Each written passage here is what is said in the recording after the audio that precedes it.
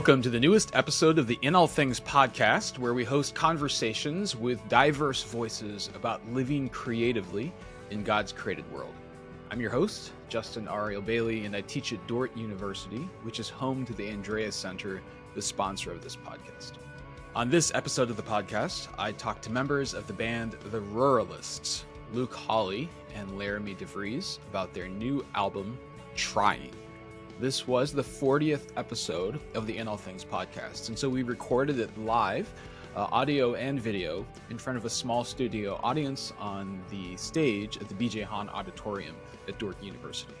On this episode, they share 3 songs with us, and we talk about the dynamics of life and love, faith and doubt, and about trying to get it right. We hope you enjoy this episode, and as always, thanks for tuning in.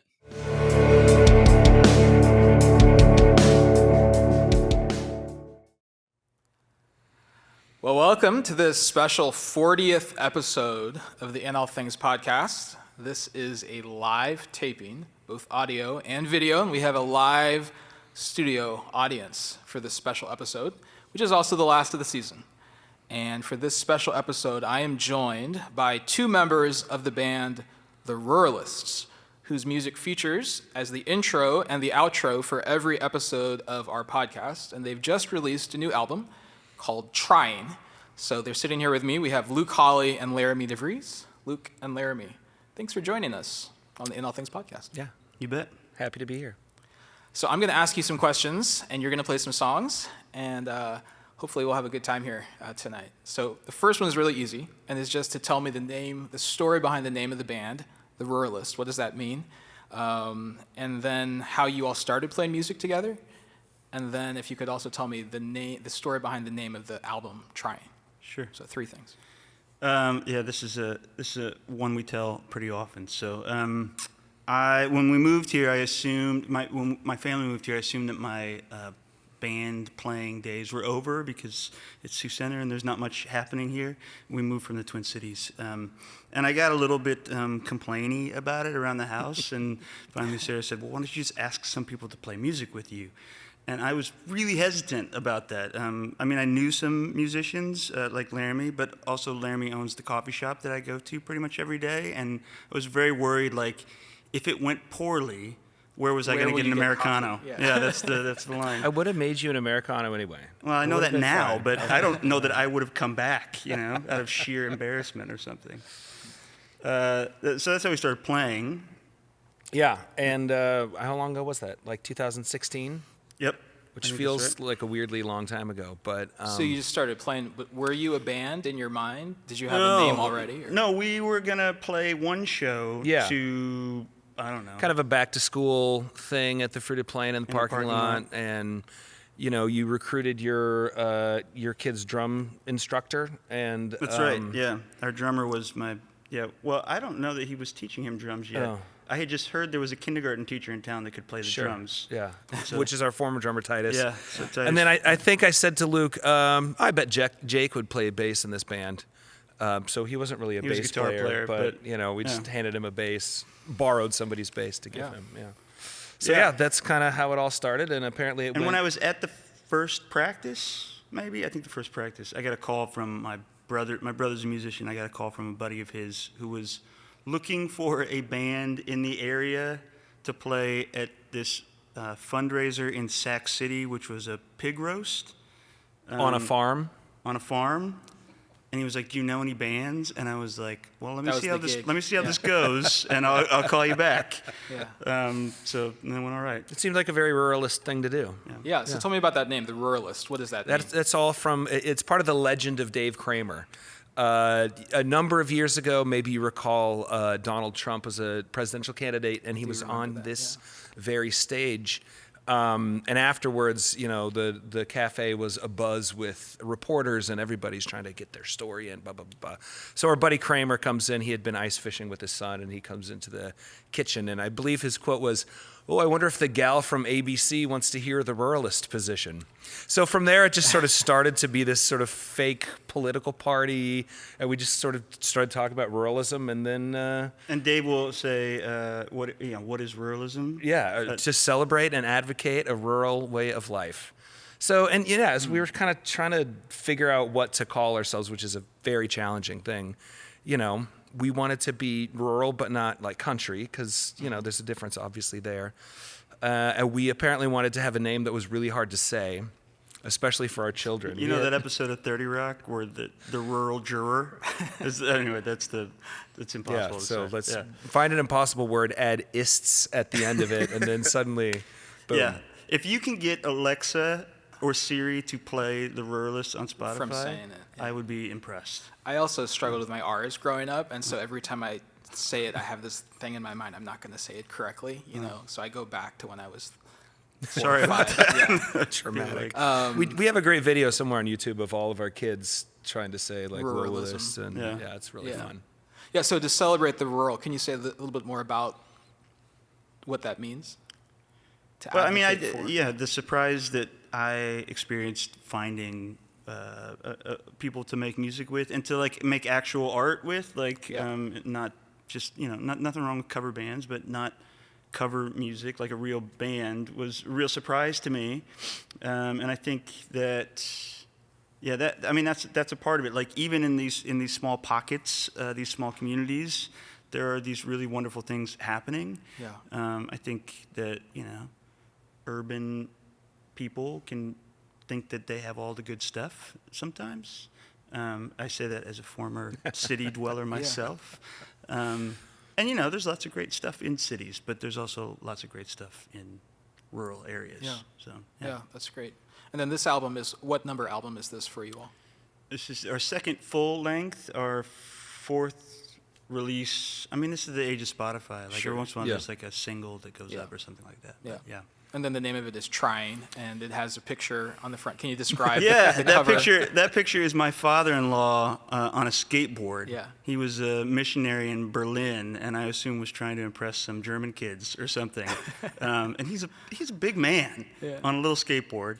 And I found it, and I was like, "This is it. Like, this is the picture." He's got his thumb up as he sort of. It's kind of hard to see that, but it's sort of like, you know, we're doing okay, guys. In his middle age, he's learning how to skateboard. So I have been that man on the skateboard.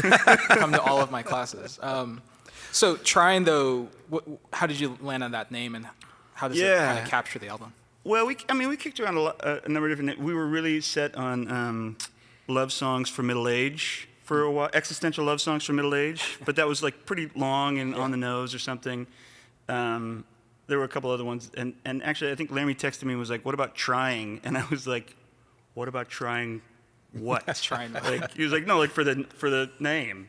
Yeah. So it was in your mind when you. Yeah, came I up- just, you know, I've been trying hard not to care about the thing, you know, just I've been trying to see, it's a thing. It's a line from yeah, different it kind of songs, keeps yeah. coming up in the songs over and over again. Yeah. I didn't know that. I mean, that was like, I don't think Sure. I would have noticed it if Laramie hadn't pointed it out. I Yeah. think probably almost half the songs on the record Yeah. have the word trying in there somewhere. So, And it just kind of seemed, you know, I don't know, a good descriptor of what we're trying to do, you know, as a band, as, you know, a songwriter, as human beings. human beings Yeah. doing all these sorts of things, you know. Yes. You had a great T.S. Eliot quote that. Well, that yeah, I was really- going to say, I thought of it was the reference to T.S. Eliot. He says, "For us, there is only the trying. The rest is not our business." But it wasn't quite as. No, I like that. Yeah. though. Yeah, for sure. Maybe we'll Fits. start telling people Absolutely. that. Yeah. Inspired by T.S. Eliot, Yeah. of course. Yeah. I wonder if you could play one of the songs that has this line "trying" in it. Yeah. I think you're going to play "Murmur," right? Yeah. Yep. Does that have the word? Here's where I get to request all my favorite songs off the album. So this is actually It's this literally song in the is chorus. my current favorite song Okay, yeah, off this album. All right. Oops. Okay. Yeah. Let's play it then. Yeah. You're a murderer's darlings, darling.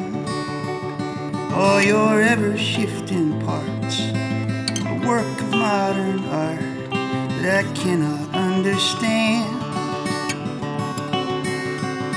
But I can't look away or convey all my slip-sliding thoughts tied up in knots, explaining how I feel.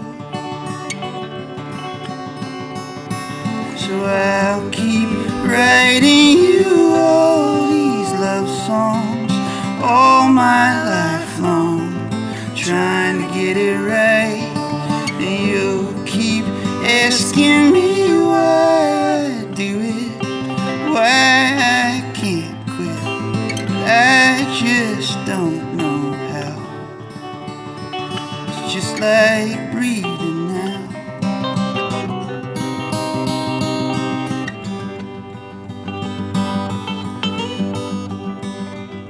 I'm an old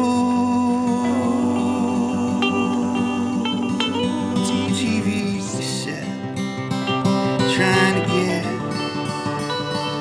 the picture to come in, with strips of kitchen tin wrapped around my ears. But it's mostly just snow.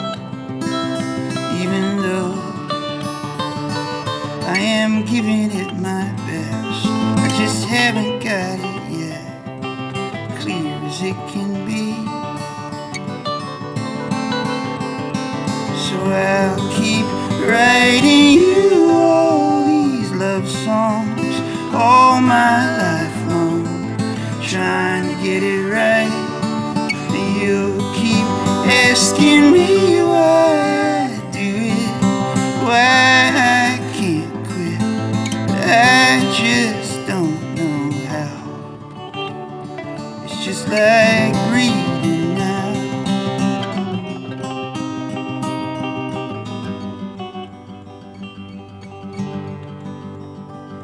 There's a word that I learned from a friend about saying what you've got, by saying what it's not possible to say. So then all that I know, I suppose, of language and of rhyme, of being and of time, means nothing without you.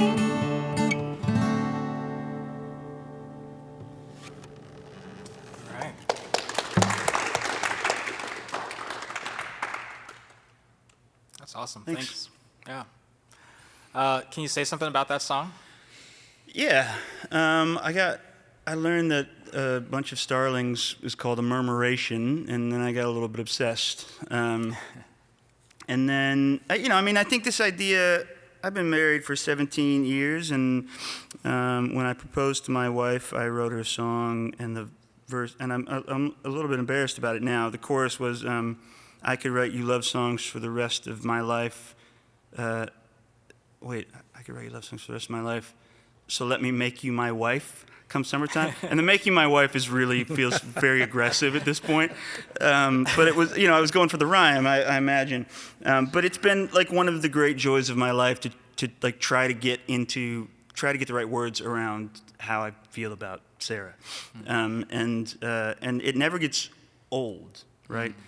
Somebody told me once that God is infinitely knowable, and I think of people in that same way, and I know that's true because I just keep getting to know Sarah. So the effort of writing the songs becomes the joy of it, and the fun of it, right? Like there was a moment where I swore that tinfoil, that aluminum foil was actually called kitchen tin. And then I was told, like, no, nobody calls it kitchen tin. But it had showed up in the second verse. I was thinking about televisions and how to get signals to come in, and kitchen tin, and I was like, this is a thing, right? It's a song that young people probably are very unfamiliar with. The idea of rabbit ears and snow, like snow on your TV, like nobody knows what that is anymore. But yeah, we can put that in the show notes. What that okay, is. There you go. So you can look it up on Wikipedia. And then, I think of songwriting often as you, me, us. Is sort of these three different versions of the same thing, and so that first verse is you, and the second verse is me, and the third verse then opens up to the universal. And I mean, do you know the word? Apophatic? Apophatic, yeah, right? Which you don't really work that into a song. Yeah. quickly. You worked achromatic into a song. I did work achromatic into that rhymes with apophatic. Yeah. But yeah, the apophatic word is this idea that you can't say things positively about God because no word could capture who God is, and so you say that God is not something, Right. and that is a way of knowing by not knowing, and Right. that's what you're Yeah, alluding to. and it's in a the way of it's a way of saying that you love someone too, like how you know what all the things you don't know or something. Yeah, it's beautiful. Yeah. I was telling Luke today that this is my favorite song right now, and he's like, that's kind of weird, because it's a song you wrote for your wife, right? But to me, I was thinking it's such a great picture of what it means to love anyone, right? Or to offer anything to the world. You keep on writing these love songs. You keep on trying, what I mean, to get it right, and you never quite get there. But the act itself is sort of a way of knowing and a way of being known as you go. Yeah. Talking about writing for people or for others. So both of you, writing and playing music is not your day job, so to speak. Not yet, right? Not yet, yeah. We're trying. So you both work as college professors. Luke teaches English literature, composition. Laramie teaches philosophy. He also, as you've said, runs the local coffee shop / restaurant / gathering location, the Fruited Plain, where the Ruralists are sort of the house band. And my question for you is about the overlap between writing and playing music and teaching, spending a lot of time with college students, some of whom are here, in our live audience. But how does that interact and inform each other? Teaching, interacting with college-age students, either at the Fruited Plain or in class, as you write songs, as you play songs, how do those things come together?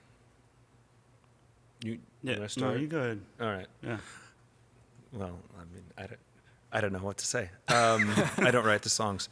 I think there is just something about, either as a teacher or somebody who is trying to help exemplify a way of life that we care about. So I think being a teacher, it's just always on your mind. How am I going to express this? Being a parent is kind of the same way, right? How am I going to show my kids, how am I going to show my students what it is to, be a good person? I had Jim Scop as my as a English prof when I was a Dordt student, and he was obsessed with show don't tell, and so I think whether it's my work as a professor is probably a lot of telling, but I think then when we get to the back, we get to show we really mean this, or when we're It's lived philosophy. yes, pouring ourselves into our work, making great coffee or whatever it is. It is a showing that I think is important. But I think having students, it puts you in a certain kind of posture of, there's somebody who I'm talking to in a more specific way maybe than other people do. Yeah, I think this is, something that the rural experience has taught me too. Like, I'm 40 years old and I have 3 kids, and I'm not going to make it anymore, whatever it is, right? Like, fame and fortune are, they're not on my horizon. That's okay, and I'm really, really genuinely, truly fine with that. So now, what do I do now? I think you turn to the people around you, and you try to make things for the community that will be helpful. So we created this space behind the Fruited Plain in the back where we have shows and people come out, and I also think that it has begun to it's certainly influenced the way that I write songs. I don't know how much. I don't know that I could really even say how much, but I know that there are 20-year-old kids who are going to be singing these things back to me, and that matters. Like that, I take that responsibility pretty seriously. I think about lines from songs that I carry with me, that sort of help me understand how to live in the world, and I'd like to offer that to some people. maybe I'm writing songs to like the 20-year-old version of myself too. Like, it would be a lot. I would have been a better person had I known some of these things. You know, you can't get them until you've lived them. But yeah, I think that there's a give and take there. I think audience matters enough. Yeah. Yeah. Yeah, so this is an album that breathes with faith, but also with doubt, with hope, but also with disillusionment, with a question, what if this is all that there is a question you ask in many ways on the album. And one review of the album, Genevieve Traynor and The Little Village writes, "The Ruralists and this album use faith as a lens, not a hammer." And that strikes me as a pretty good description. So there's a line I want to ask you about from the song called Hell of a Thing.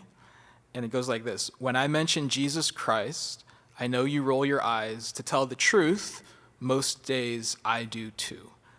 So I'm wondering, what do you think of Traynor's description of faith as a lens rather than a hammer? And then how does the lens of faith or doubt or hope or disillusionment shape the music that you write and play? Yeah. So I wrote that song. One of my dearest friends is a former worship pastor, now I don't think a militant atheist anymore, but like certainly an agnostic to the bone. And he and I used to make music together, and we used to have these conversations pretty regularly. So that song starts with, "When you talk about stardust and how it's in all of us, I think I might cry." Like when he talks about the beginning of the world as an explosion that turns us all into people from stardust, like that's a really, really lovely picture. And I always come back with Jesus, which is also a really lovely picture. But you know, he rolls. I don't even know if he rolls his eyes. I think I probably imagine that he rolls his eyes. Though. Yeah. And I do too sometimes. And I don't know how else to say that except to be as honest as possible. Sometimes that is a rolling my eyes at sort of a more general public Christianity, American Christianity, that I feel like is doing a lot of things that don't seem to really jive with what Christ said or talked about. But the eye rolls for me too. Like sometimes I think like, why do I keep believing this stuff? Like, this is I think one time in your presence, I was like, like the story of Jesus is bonkers. Like it is like, it's I wildly... often use that word, actually, inspired by you, bonkers. Yeah. It seems crazy. And there are days where I absolutely think it is crazy. And if I don't admit that, then I'm not, then I'm not actually like living into that. I don't know if that's doubt or if that's just like an unwillingness to sort of to claim anything as totally certain. I think certainty is like maybe one of the more dangerous things in the world. And so I want to keep space for things to breathe, for possibility to breathe. There's a line from a Sinclair Lewis book where he calls, I think he's talking about God actually, but he calls it the great perhaps. And I love that line. Like I think everything is the great perhaps in some ways. And so if I can keep that space open in my head, then I worry less about belief and more about sort of the act of being in the world and living and interacting with people. And Yeah. I'm going to press you on that in just a second. Yep. But before that, let's lean into this great perhaps thing, because that's another question I have. Because there is this, to use a Cal Searville term, disciplined suggestiveness in your songs. That's a great Cal Searville. It is good, right? I Disciplined love suggestiveness. Yeah. And there's often this. So I'm going to ask some grammar questions. Luke teaches grammar, so I might get this wrong. Not anymore, but you often use the subjunctive mood, which is the mood of might be, maybe, what if, perhaps, as you just said. I went through and put boxes around all the places where you're sort of saying might, maybe, might be, perhaps. And I wonder if you could say more about what you're hoping for. So that's the optative, subjunctive, for those who are keeping track. What you're hoping for by inviting your listeners to consider what might be or what may be. Because, even as you talk about not wanting to have a faith that is too mired in certainty that doesn't breathe anymore, you also sort of invite us into the divine possibilities, you know. And 3 songs, Mother Mary, Hell of a Thing, and Time, are also 3 of other favorite songs on the album that I really like, that kind of open up the possibility, the perhaps. And so I wonder if you could talk about the suggestiveness that you have going on. Yeah, I mean, I think we could take this all the way back to faith as a lens and not a hammer. Like, Yeah. I like songs that revolve around questions, because I think you can invite people into a question in a way that you can't invite them into an answer. And when you give people an answer, I mean, that's a way of using a hammer. It's a way of, you know, closing something down, and it's hard to find any sort of common ground if we start with this is my answer and this is my answer, right? And if we start with I don't know, like, how do you do the right thing, right? Then it seems it gets easier for me to think about a different way of being in the world, and a different way of treating people. And I mean, I think about, I'm gonna step in it here probably, because I don't actually know what you do with imaginative apologetics. I just know those 2 words you put together. Those existing. Yeah, right? yeah. Like I think apologetics, this is where I'm at, like, are a waste of time. Like, I don't know why anybody cares. Don't worry, Abraham Kuyper thinks that too, so it's okay. It's okay. I'm in good company, I guess. But the imaginative part, that I can get behind. I mean, when I teach literature, I teach about, like, why do we interact with literature? For identity, like to figure out who we are or who we aren't. For imagination, to try to imagine a world different than it is. And for empathy, and I think imagination and identity and empathy are tied together in that way. Like, you can't be empathetic with somebody else if you can't imagine a way outside of the way that you live. I think there's some, you know, you brought up Seerveld, and, you know, just the idea of allusivity, the idea of playfulness. It's probably hard to write a song that it doesn't have this sort of perhapsness, this playfulness. I mean, if you're going to play with words and language and music, I mean, that's just sort of, I think I sort of think I've always done it, but never more than now. I mean, this is the glory of middle age, is you realize how little you know. Yeah. And it's really nice to know that you don't know anything. And you also, I had a roommate in college who swears that I told him one time that I believed I was right 99% of the time. And he then proceeded to, rightfully, as good friends do, like, hang it over my head for years. Like, still, I ran into him a couple years ago, went to Royals game together. He was like, "You remember when you told me you were right about 9?" I was like, I'm sorry. I was 20, and I thought, I don't think that way anymore. And it's a much better way for me to live. Like, then the whole world is like ripe with possibility. Yeah, so maybe another way of saying this is, there are 2 sorts of people that don't ever ask questions. If you think you know all the answers already, you don't ask any more questions. But then also, if you think there are no answers, you don't ask any more questions. Yeah. So you clearly are not, you're not trying to build a castle in nothing, right? You're looking for boundaries, right, in some way.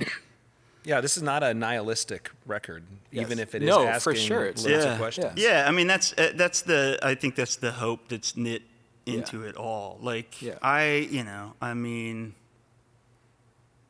hope, you busted me. I mean, I do. I think, like, I want to believe that there are answers to certain things. Like, there is a way to be kind to your neighbor. That might be wildly different depending on your neighbor, right?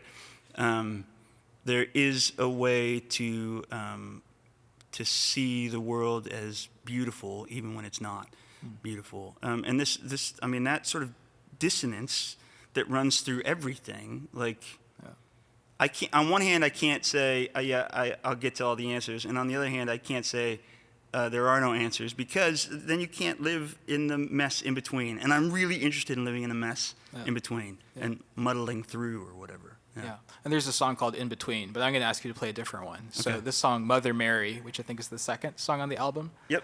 Do you want to say something about before or after? I will say that you should go listen to it on the record because the Reverend Dr. Jeremy Perigo plays a wicked saxophone.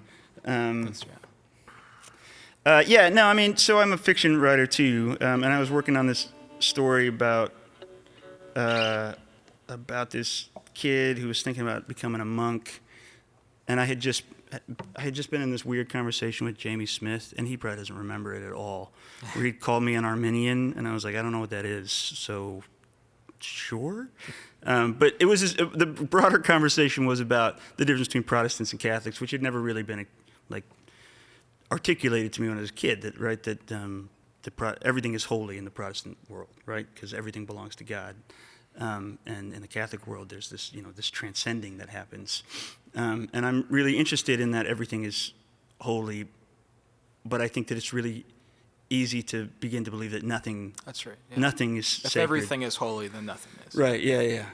So I didn't get all the way through Charles Taylor's book, but You I'm got sure enough. what he was saying was good stuff. Yeah. So this was my way to. I think also I was really terrified about people who said it seemed like there was a lot of research that said we were just chemistry in brains, we were just brains firing things off, and no different than robots or AI or whatever. Yeah. And AI is existentially terrifying for me too, but I just refuse to believe that there's not something that is the breath of God in people, that human spark. And one way you get there is through poetic language by saying. So there's a long list at the end of this song about different ways to think about the heart, and that was me sort of working my way through it. So anyway, all that's in here. There's also a verse about my wife, as usual. So she doesn't get her own love songs, but she gets a verse in just about every one. So I think she's okay with it. I keep trying to tell you how. Nope, that's the. Started on the second verse. I shouldn't have been talking about the second verse. I keep trying to see the face of Mother Mary, full of grace, and an apple core, and a sticky bun, and a stretch of clouds in the setting sun. But all that's there is just a flesh and peel. It's just a caramel crust and the pink and teal of harvest dust. And I keep trying to tell you how I have always loved you like I love you now. But my tongue gets thick, my brain goes slack, and all these words come out bric-a-brac, and all that's there is just a metaphor. It's not the whole of you, it's not the crux and core, it's not the through and through.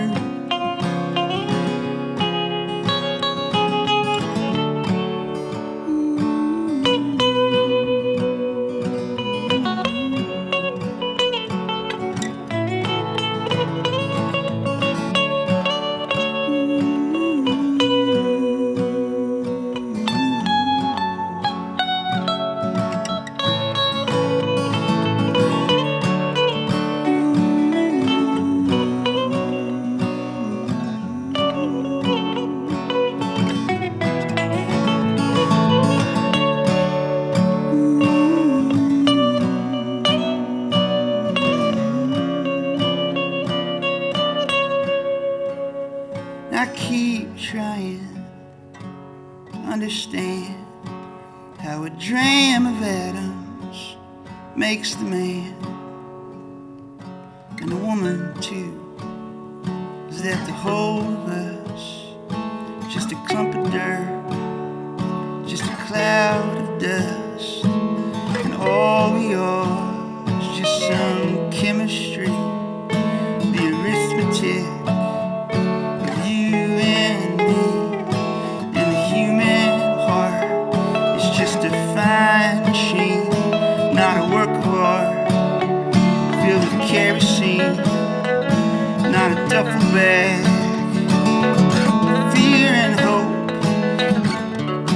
not a mystery of colossal scope, not a megaphone of love and hate, not a talisman to keep us safe, not a rattle trap always breaking down, not a spider web, not a shanty town, not a creaking bridge, not a tank brigade, not an oracle, not a masquerade, just a thing that bangs and beats and pounds and throbs and churns and wails and sounds, and maybe all we are is dust.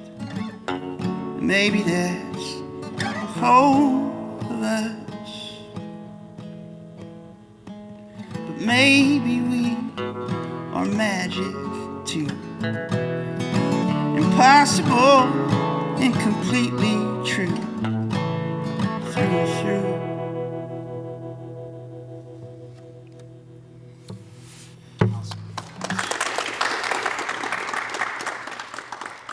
You want to say more about that song? I know Laramie says that's the most Dooyeweerdian song on the album. He just likes to say what does things that like mean, to say that something is a Dooyeweerdian Well, song? listeners of this podcast will be very familiar with Herman Dooyeweerdian. Some of them will be. And his 15 modal aspects.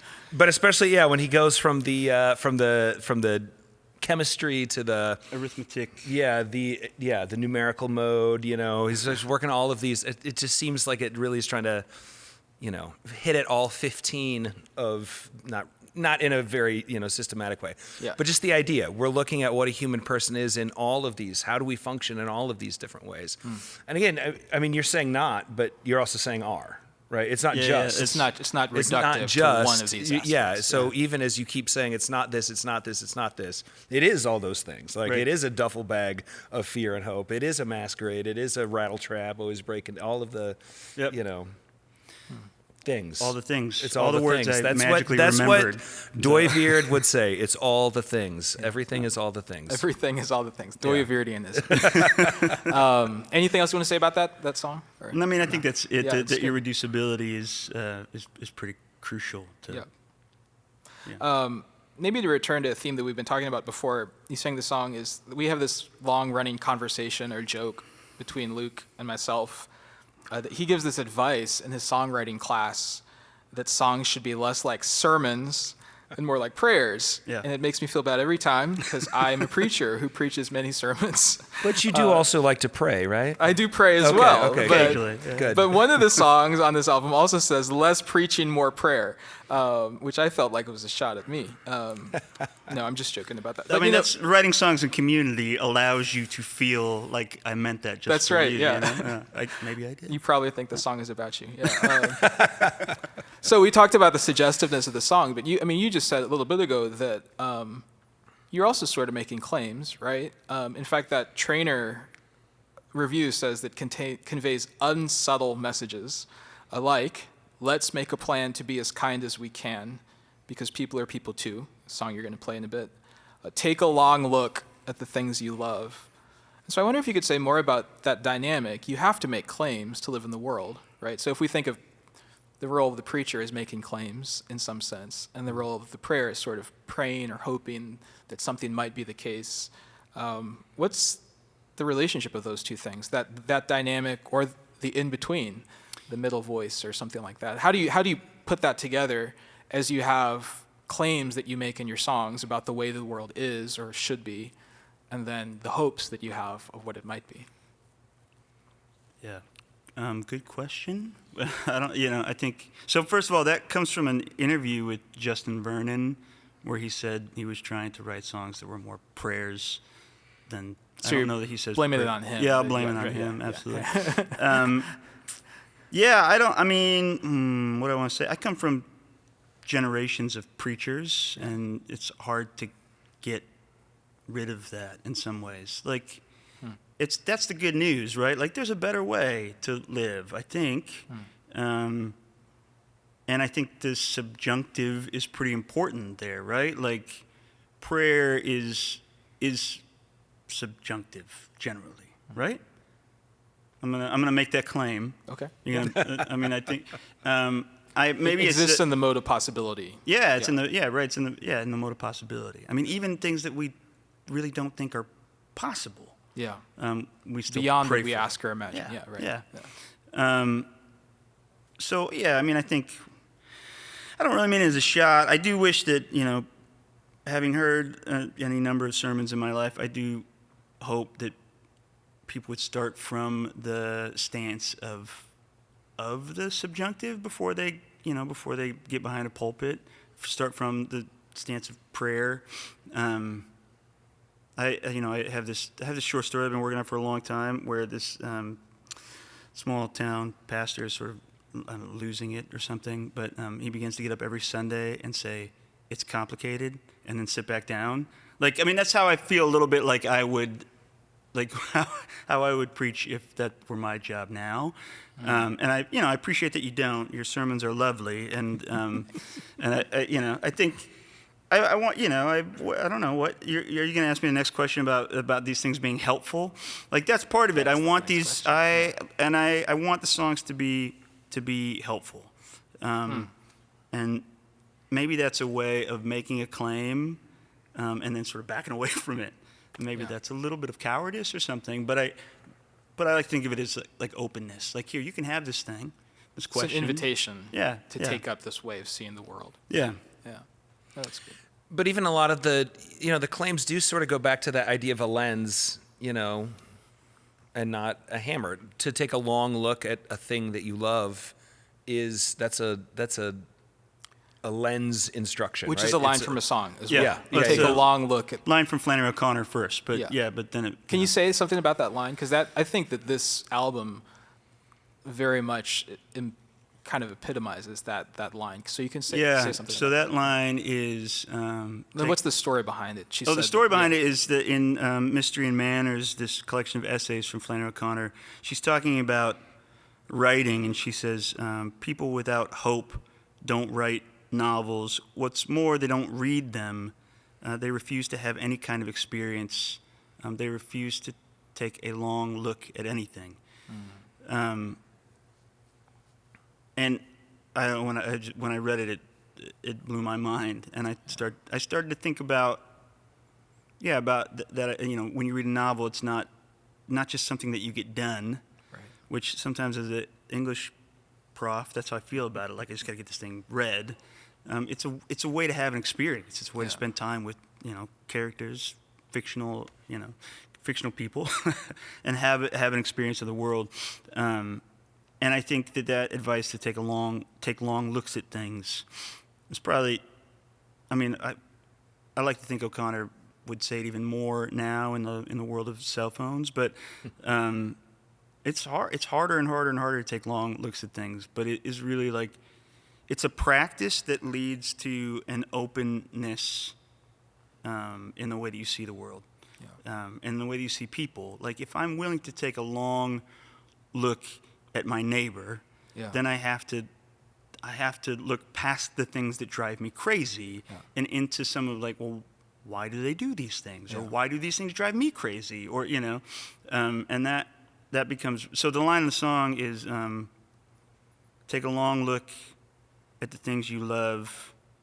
Don't be afraid. Don't look away, because they'll be going on before you know, because nothing made fails to decay. And then the chorus of that song is, we appear, we disappear.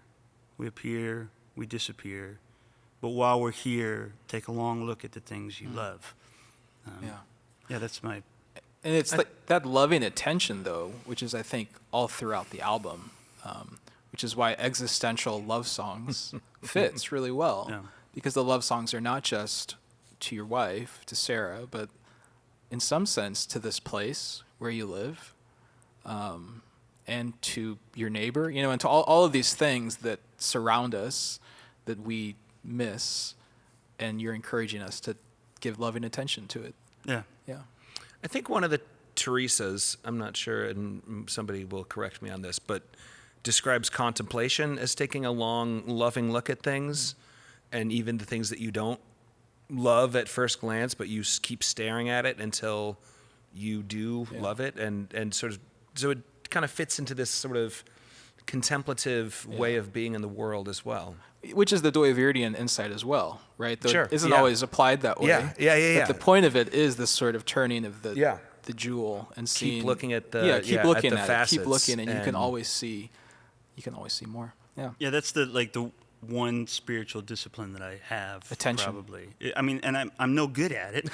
I'm really not. So I keep writing songs about it, hoping that will make me better at it. But taking long looks at things and trying to live in the dissonance, in the in between, which is hard to do, but good practice, I think. Yeah, that's good. Yeah, let me ask you about something you just mentioned. This thing I told him after I saw this album release concert that the Ruralists played, where they played through the whole album, and then it ends with Luke saying, "I hope you find this album helpful," like a benediction almost.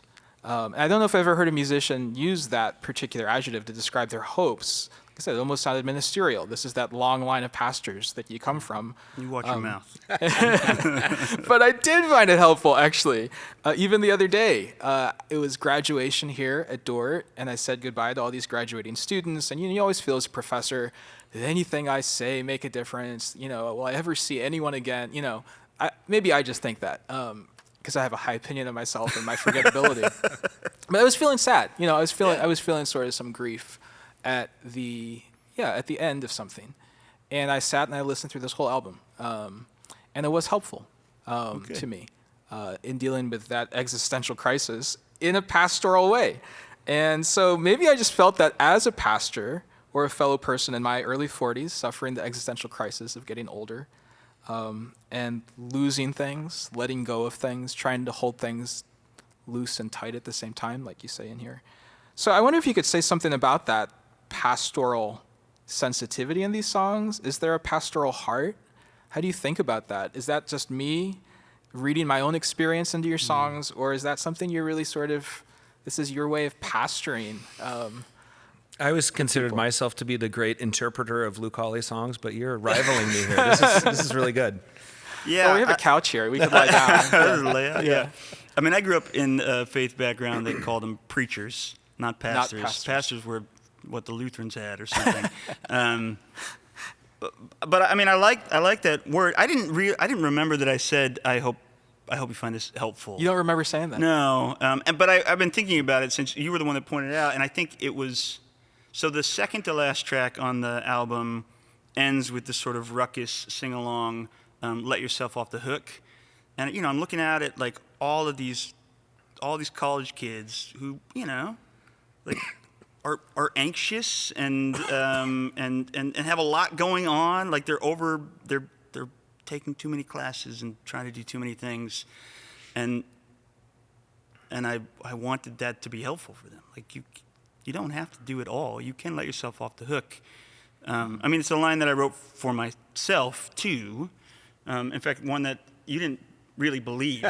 Or maybe you didn't believe that it goes, let yourself off the hook. I know you want to do it all by the book.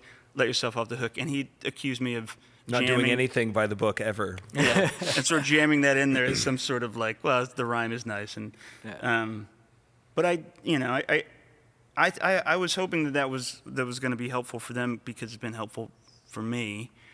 And when I sit down to write a song, I don't really sit down to certainly don't. It's not like sitting down to write a sermon. I don't think. Maybe it is. I don't write sermons. It's an act of discovery. I start with an idea of some kind, and then I sort of watch where it takes me. And usually, where it takes me is to something that helps me love my wife more or better, or love my neighbor more or better, or see the world. And if it does that for me, then I guess I'm hopeful that it does that for other people too.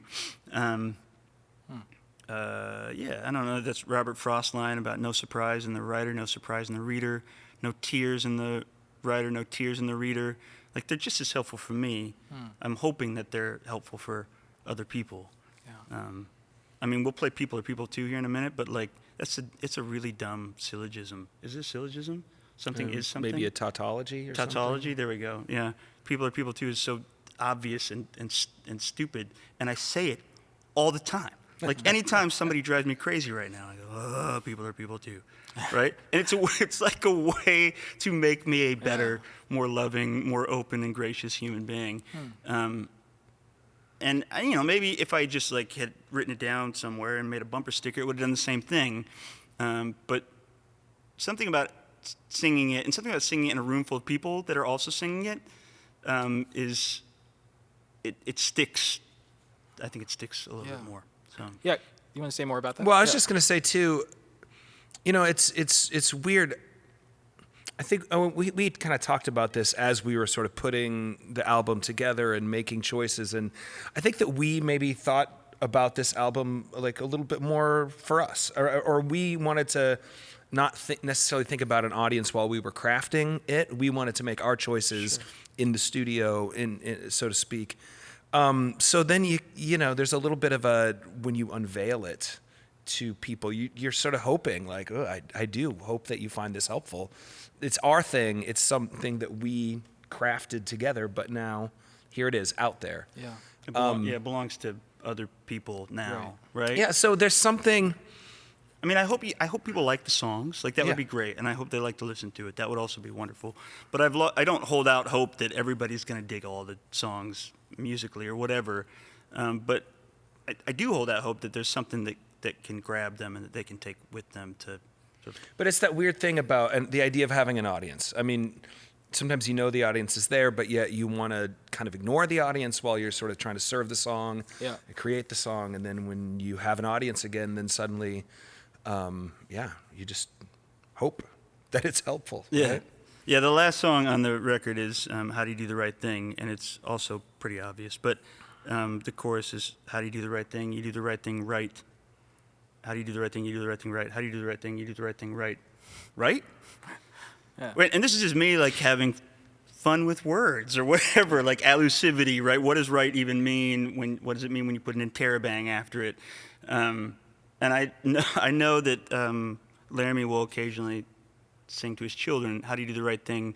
You hang your coat up, or things like that. Like, right? I mean, to have songs that have worked their way to have lyrics that have worked their way into people's lives is really incredible. Yeah. So, yeah.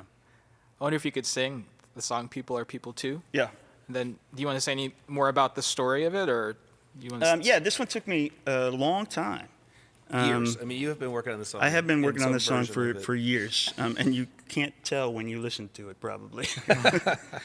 It had the word "keds" in it at one point. That was, from the tops of their heads to the soles of their keds was one of the.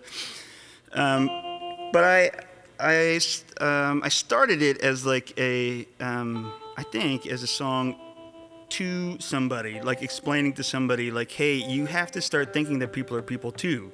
And I was really angry, I think, and it took me a long time to discover that I was angry, and then it took me a willingness to sort of point the lens back at myself, and that's what made the song possible, and it's also what made the song like truly, fully communal. Right? Like if this is just me yelling at somebody, then it's not a song for everybody. It's a song for when you want to yell at people or something. And the media is the message on this song. Your brother recorded some stuff. He had some of your other your militantly agnostic buddy. I sent it out to the internet and I said, hey, if you want to add anything, it's kind of boring. It's just 8 verses, and the what ended up on the record is like I don't think I've never had more fun putting a song together. My brother sent me a bunch of stuff, and it was fun to sort of like it was like building with Legos or something. I had all these different bricks and sort of put them in the right places.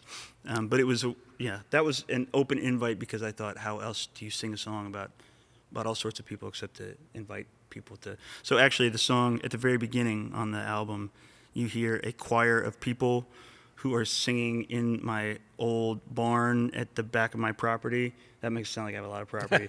In my backyard, there's an old barn. It's a lot. And every Memorial Day, we have a Memorial Day barbecue, and like, people come, we play wiffle ball on the street. And last Memorial Day, we gathered in the barn, and I handed out lyric sheets, and I felt like I was back in a cappella church where I grew up. Like, we're all just sort of holding these things and singing along, and people are making up their own harmonies, and it was. And really, Luke is the only one who has like the click track, so he's sort of directing us all. And Yeah. Were you there for that, or were you? I think I had gone home Gone already. home. Yeah. Wow.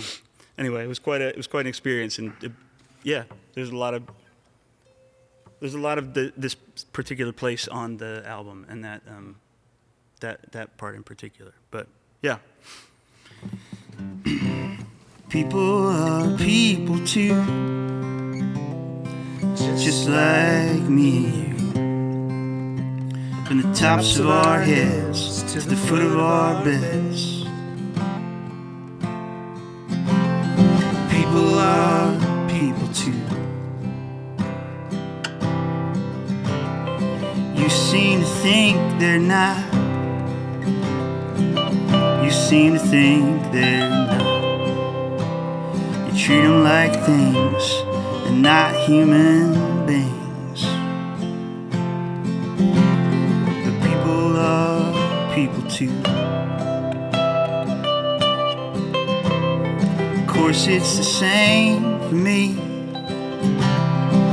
Of course it's the same for me. It's hard to admit, but I often forget that people are people too. People, oh no, I was jumping verses.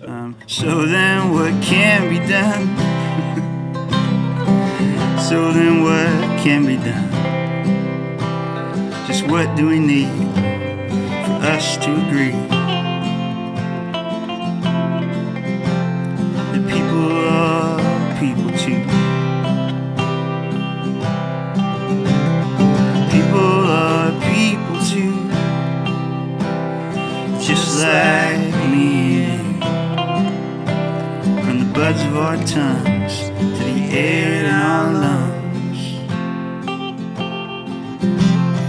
People are people too. People are really strange. People are really strange.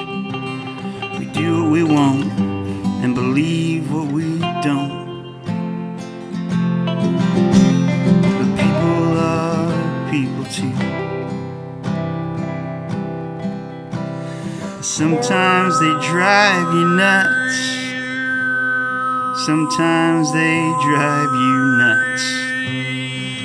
So we try to negate with our labels and hate. But people are people too. Time here is really short. Time here is really short. So let's make up a plan to be as kind as we can. Because people are people too. People are people too. People are people too.